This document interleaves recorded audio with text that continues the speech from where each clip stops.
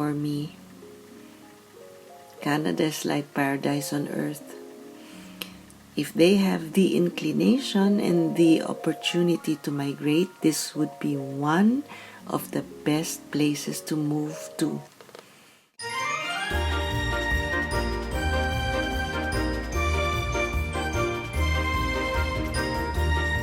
Welcome back to Open Book with Marky Mac. Our topic today is about life in Canada. Mas maganda ba kaysa Manila?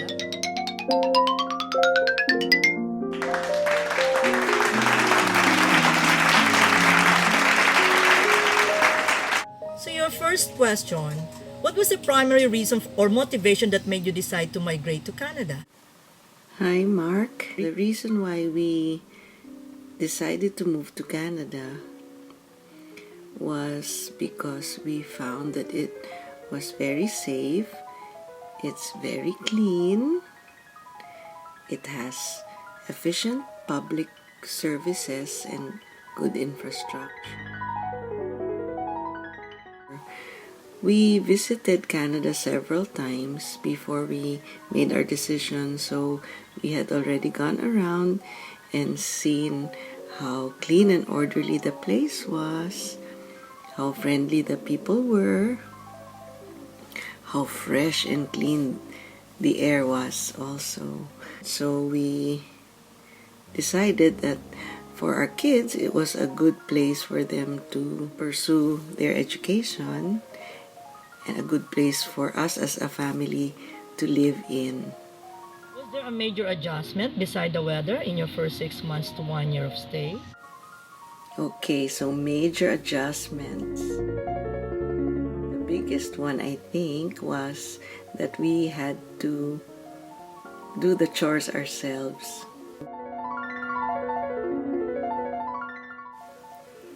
So the kids were assigned certain chores, and then I and my husband had to do certain chores also. At the beginning, we didn't have a car, so we all had to take public transportation.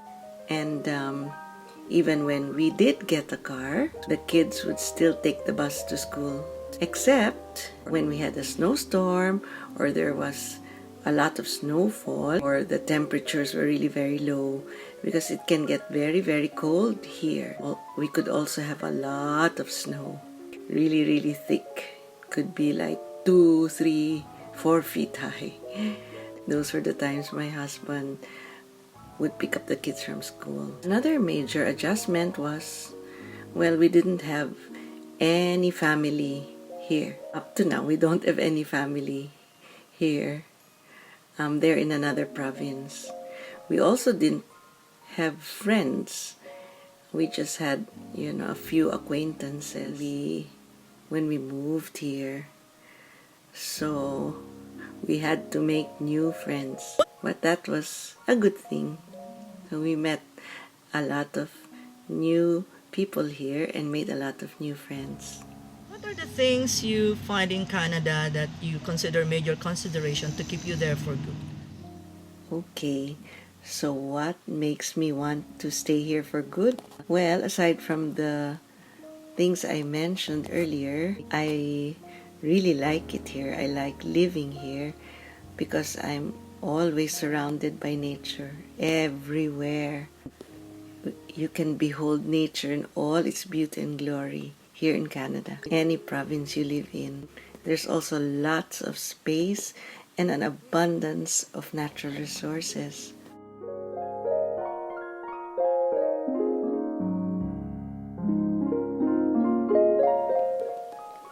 All the towns and cities, whatever provinces you go to, I would say they're very picturesque and full of character. That's why we love going around Canada in any season. And speaking of seasons, I also love the 4 defined seasons here, because for me they always signify a beginning and an end, and then a beginning again. I also like the cool temperatures. It rarely gets hot here. I also appreciate the excellent and free healthcare here in Canada. The public services are also very efficient. Very importantly, I love my church community. My friends here. I've made a lot of friends throughout my 16 years of living here. And I have a lot of regular activities like choir. I have 2 choirs here. I enjoy that a lot. I also have volunteer work where I meet a lot of people and I'm able to put my talents and my energy to good use. Really, lots of things to be thankful for here in Canada. Lots of things to love. Are you happier and find more content and peace of mind in all aspects or area of your life in Canada? So, am I happier and more at peace here in Canada?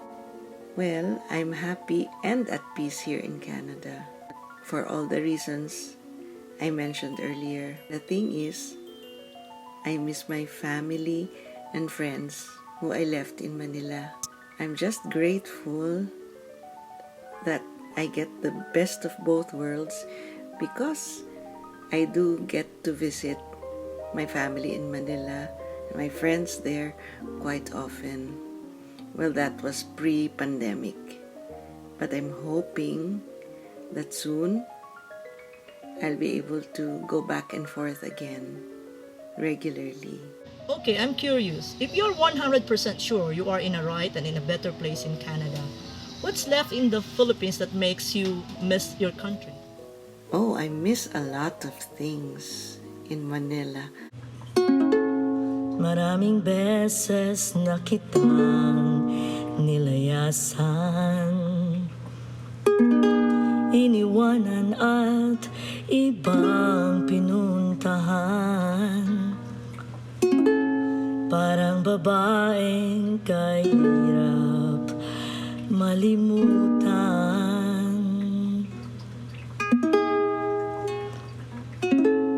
Isa lamang ang aking binabalikan.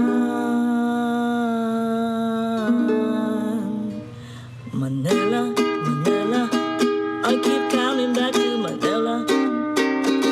Simply no place like Manila. Manila, I'm coming home. I miss family, I miss friends, I miss my grade school, high school classmates, friends from college, friends from work, friends from my different spiritual group, people like you, Mark, and our CWG group. Hinahanap-hanap kita, Manila. Ang ingay mong kay sarap sa tenga. Mga jeepney mong nagliliparan, mga babaeng mong nagkagandahan. Take me back in your arms, Manila, and promise me you'll never let me go. And promise me you'll never let me go. Manila, Manila, I keep coming back to Manila. Simply no place like Manila. Manila, I'm coming home. What else do I miss? I miss our beautiful beaches and the warm water you can just dive into any time of the year. Summer breeze makes me feel fine, blowing through the jasmine in my mind. I miss watching concerts of Filipino artists. The hills are alive with the sound of music. I miss hosting dinners and jam sessions at my house. I miss Christmas and New Year in Manila. Have yourself a merry little Christmas. Let your song be sung from now on your troubles will be out of sight. So have yourself a merry little Christmas now. It's always so festive there. I miss celebrating with family and friends and just bonding together during that special season. So actually, I do miss a lot of things and a lot of people too. And last but not the least, what's your message and advice to those who dream to migrate to Canada or establish a business in Canada? Well, my message would be, after living here for 16 years, I can say that for me, Canada is like paradise on earth. If they have the inclination and the opportunity to migrate, this would be one of the best places to move to. Having said that, after having lived more than half my life in the Philippines, I know that it has made me the person I am today. It is the place where I learned a lot of valuable lessons which have helped me to adjust to my new life here in Canada.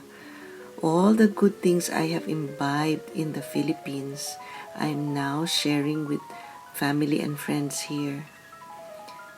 My life in the Philippines has made me grateful and appreciative, and has given me a lot of perspective. I would tell those who dream of moving here to look forward to it, and at the same time, to never forget the country they left behind. Thanks, Mark. Until we meet again, stay safe, be well, and always be at peace, Mark. I miss you, and I pray we see each other soon. Take care. There you have it. I just finished my interview with one of my closest friends who is based in Canada. She's been there for 16 years already. And judging on the answers she gave me with the questions I threw at her, looks like she enjoys the best of both worlds. She really loves living in Canada, but at the same time, she misses also Philippines. Talaga naman nakakamiss ang Philippines eh. You know, even if other countries may appear to be nicer, I guess it's really a matter of preference. So if you're gonna ask me, life in Canada mas maganda ba kaysa Manila? My answer would be, it really depends on you. It really depends on your preference, priorities, and your interests in terms of lifestyle or living conditions. But you know, what do you really want? Do you want to be, permanently stay in Canada, or you are the type of person who would love to, from time to time you would like to come and visit Philippines? If you are the type of person who prefers to, to just stay in one country and you don't want in the hustle and bustle of traveling, then I guess you'll just stay in one country. If it's Canada, Canada. If it's Philippines, Philippines. But if you're the type who enjoys the best of both worlds, then you would still find time to come home to your country, to the Philippines. Maintain a house here, even if your living condition and the lifestyle in other countries are a lot better compared to us. Meaning in terms of, of cleanliness, discipline, efficiency, infrastructure, blah, blah, blah. But in the end, there's no place like home.